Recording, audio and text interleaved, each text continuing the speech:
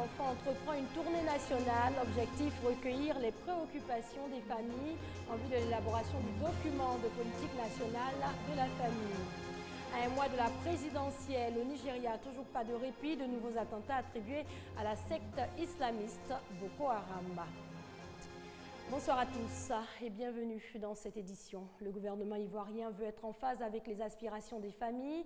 Le ministère de la Famille, de la Femme et de l'Enfant a entrepris une tournée nationale en vue de l'élaboration du document de politique nationale de la famille. Objectif, recueillir les préoccupations des familles.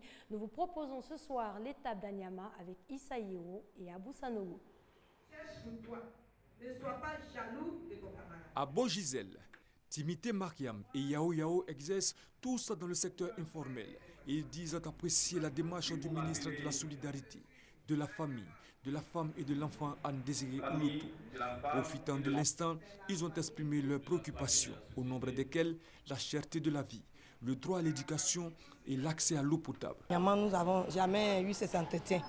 La première fois, nous sommes très satisfaits. Une famille soudée, ça fait que les enfants que nous avons ne peuvent jamais être dans la rue. Cette rencontre est bienvenue pour nous exprimer en tant que femmes, pour que vraiment les autorités prennent nos problèmes en considération. Ces échanges initiés par le ministre Anne Désiré Ouloutou visent à la rédaction d'un document de politique nationale de la famille.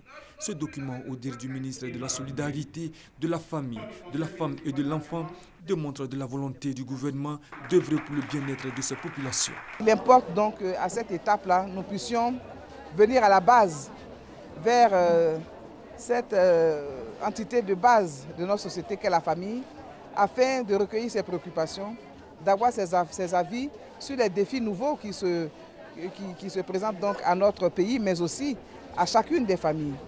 Il était donc important que nous puissions avoir ces rencontres. Plusieurs localités du pays ont été retenues.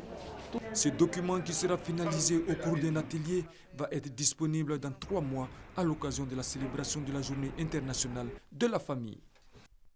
En bref, ce rappel, tout Ivoirien âgé de 16 ans et plus doit posséder une carte nationale d'identité. Ce document sera exigé dès le 1er mars prochain dans les actes quotidiens de la vie civile en Côte d'Ivoire. L'attestation d'identité ne sera délivrée qu'aux requérants ayant moins de 16 ans. On s'intéresse à présent au Salon international des sciences pharmaceutiques qui s'est ouvert récemment à Abidjan. Au cours de ce premier rendez-vous du genre en Côte d'Ivoire, médecins, pharmaciens et chirurgiens dentistes ont planché sur le thème « Le pharmacien, acteur de santé et de développement ». Le reportage de Patricia Omouetia. La pharmacie est une branche fondamentale de l'art de guérir. Elle s'efforce de tout connaître sur les médicaments. Le pharmacien, acteur de santé et de développement, est le thème de la première édition du Salon international des sciences pharmaceutiques. C'est vrai que les produits pharmaceutiques coûtent cher et c'est vrai que l'autre volet qui reste quand même très important, c'est la couverture maladie universelle qui sera une réponse à l'accessibilité aux médicaments. Et c'est par rapport à ce volet-là que tous les pharmaciens se sentent impliqués pour voir dans quelle mesure ils puissent contribuer au mieux à cette accessibilité des médicaments pour la population. Le CISPHAR ambitionne de se positionner comme une référence en offrant des outils et solutions aux industriels et aux populations. Les résultats attendus déjà dans un premier temps, c'est la promotion des sciences pharmaceutiques et nous devons mettre en œuvre une politique d'investissement pour favoriser l'implantation de l'industrie pharmaceutique au niveau de la Côte d'Ivoire pour donner du travail aux étudiants en fin de cycle, mais également pour qu'ils puissent avoir la possibilité d'innover à travers les recherches et développements qui sont présents au niveau de ces entreprises-là. L'édition 2015 du CISPHAR a vu la participation de plus de 50 exposants de laboratoires pharmaceutiques et de plusieurs entreprises de la place. Je vous invite à présent à découvrir ce nouveau concept de l'artiste Nash, un journal télévisé particulier à la sauce hip-hop, un journal qu'elle co-anime avec un autre artiste, le rappeur Smile. Le reportage de Issa Yeo et Abou Sanogo.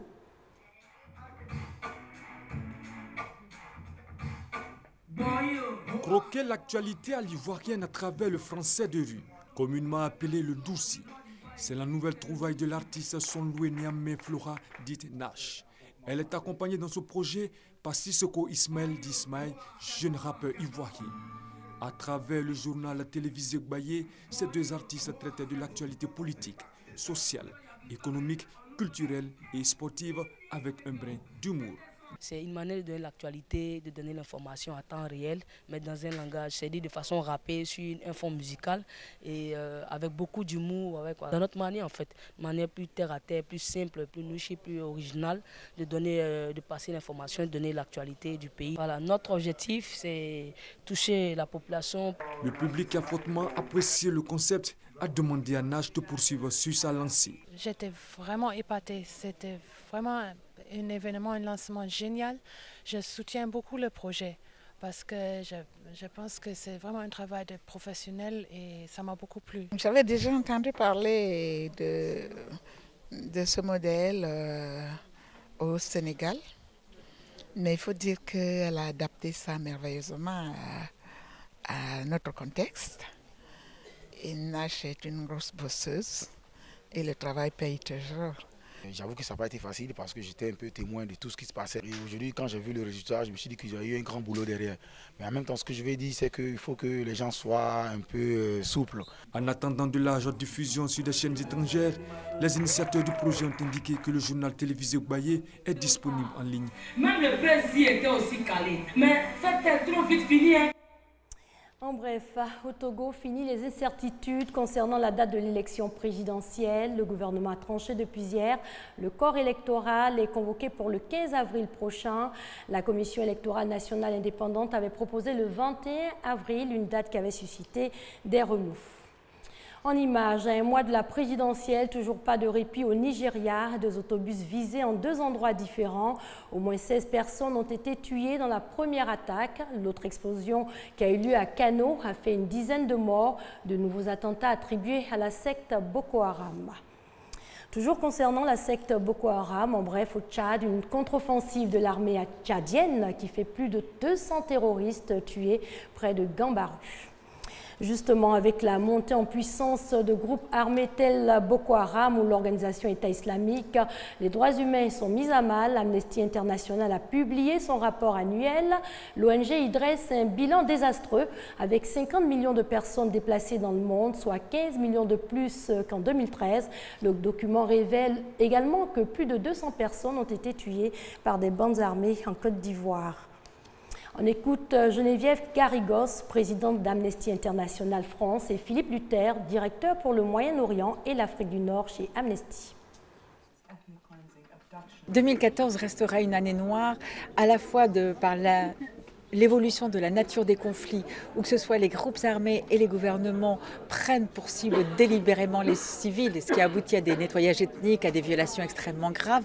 On voit l'émergence de plus en plus forte de groupes armés qui ont pour visée d'instaurer vraiment des territoires avec une autorité de type étatique, mais qui est imposée complètement par la terreur avec des violations très graves. Dans les 3/4 des pays qui sont couverts par notre rapport, il y a eu des reculs sur la liberté d'expression.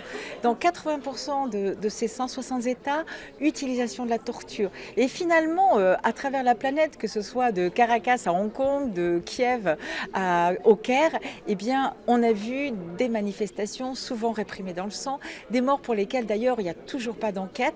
Et ça, c'est une très très grosse inquiétude. Le nombre de réfugiés, de déplacés internes dans les pays n'a jamais été aussi élevé. On parle aujourd'hui de 50 millions de personnes qui ont dû quitter leur foyer. Et d'après le Haut Commissariat aux réfugiés, c'est le chiffre le plus important depuis la Deuxième Guerre mondiale, une crise humanitaire sans précédent. Si les 5 membres permanents du Conseil de sécurité de l'ONU renoncent à leur droit de veto dans les situations d'atrocités de masse, la Cour pénale internationale pourrait désormais enquêter sur les responsables de crimes de guerre et de crimes contre l'humanité en Syrie. Cela pourrait être un changement radical, au moins pour les victimes du conflit, ceux qui luttent si difficilement pour la justice. Nous sommes particulièrement inquiets de la montée de tous les discours racistes en France, que ce soit l'antisémitisme, mais aussi beaucoup l'islamophobie.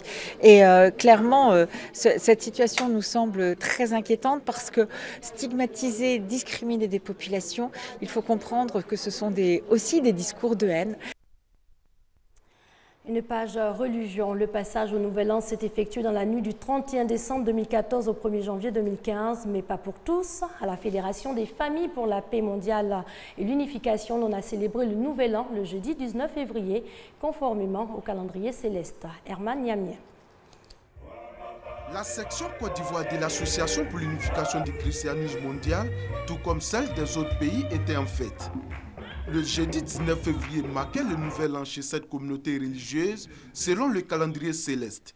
Et pour la célébration de la nouvelle année, tous les fidèles ont pris part à la messe au siège de l'église à Yopougon. Jusque-là, l'humanité a fonctionné sur le calendrier lunaire et à partir de 1968, notre fondateur, le révérend Sam Nyamoun, a dit que ce n'était pas intéressant que l'humanité puisse se fêter elle-même et que des individus puissent se fêter, puissent célébrer leur anniversaire et qu'il n'y ait pas un jour dédié à Dieu.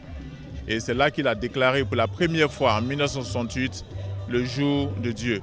Pour cette célébration, les fidèles avaient à leur côté le président sous-régional Afrique de l'Ouest de la Fédération des familles pour la paix mondiale et de l'unification. Une façon pour lui de traduire la fraternité qui règne au sein de cette communauté. C'est l'occasion pour nous de témoigner que nous sommes un en tant qu'hommes et êtres humains sur la terre.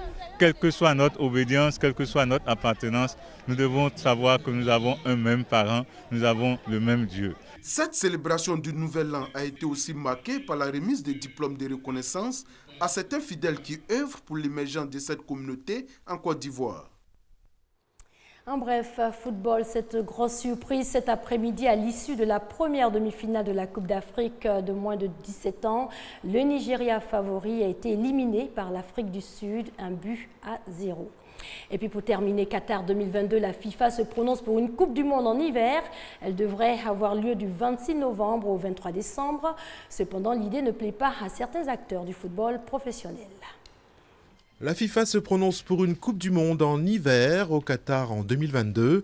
Le mondial de football débuterait le 26 novembre pour se terminer le 23 décembre. Selon la recommandation du groupe de travail réuni à Doha, la mise à disposition des joueurs serait prévue le 19 novembre. C'est la fin de ce journal. Excellente soirée sur les antennes de la RTI, la marque du service public.